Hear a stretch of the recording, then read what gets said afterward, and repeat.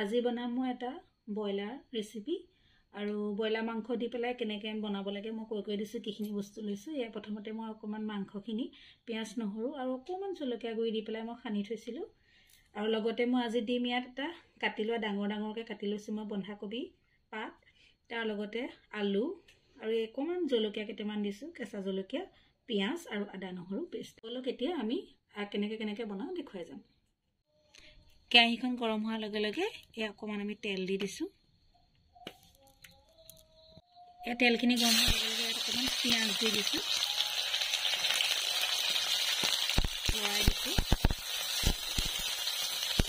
কাটি লোৱা জলকীয়াখিনি দি দিছোঁ।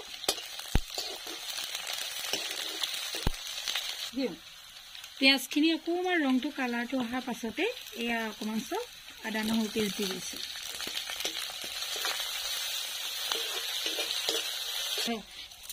এতিয়া অলপ সময় ভজাৰ পিছতে এতিয়া আমি ইয়াত মাংসখিনি দি দিছোঁ আৰু খুব ভালদৰে মাংসখিনি লৰাই থাকোঁ।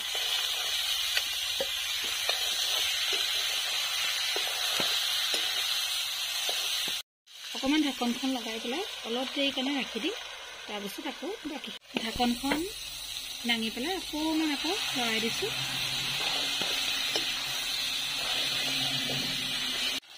মাংসখিনি অকণমান ভজাৰ পাছত এতিয়া চব ইয়াতে অকণমান আলু দি দিছোঁ আৰু আলুখিনি খুব ধুনীয়াকৈ আমি লৰাই অলপ দেৰি ভাজোঁ।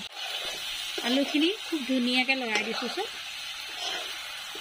এনেকৈ লৰাই থাকিব লাগিব অলপ দেৰি, 5 মিনিটমান 10 মিনিটমান এনেকৈ লৰাই দিয়াৰ পাছতে তাৰপাছত বাকীখিনি আকৌ আমি দি থাকিম। এয়া চব এতিয়া আমি ধুনীয়াকৈ কাটি থোৱা কবি পাতখিনি দি দিছোঁ আৰু খুব ধুনীয়াকৈ লৰাই দিম।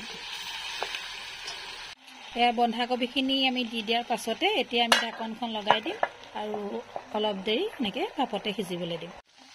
এয়া অকণমান 10-15 মিনিটৰ পিছত ভালকৈ সিজিছে। তাতে অকণমান পানী দি দিছোঁ। মই অকণমান গৰম পানী ব্যৱহাৰ কৰিছোঁ আৰু অকণমান দেৰি সিজিবৰ কাৰণে আকৌ ঢাকনটো লগাই দিম।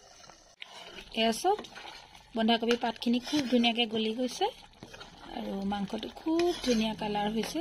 যিহেতু ইয়াত আমি বিশেষ কোনো মছলা ব্যৱহাৰ কৰা নাই, আমি পিঁয়াজ নহৰু আদা দিয়ে কৰিছোঁ আৰু আমাৰ মাংস অলপ পাছত ৰেডি হৈ যাব আৰু অকণমান ঢাকি দিছোঁ এতিয়া।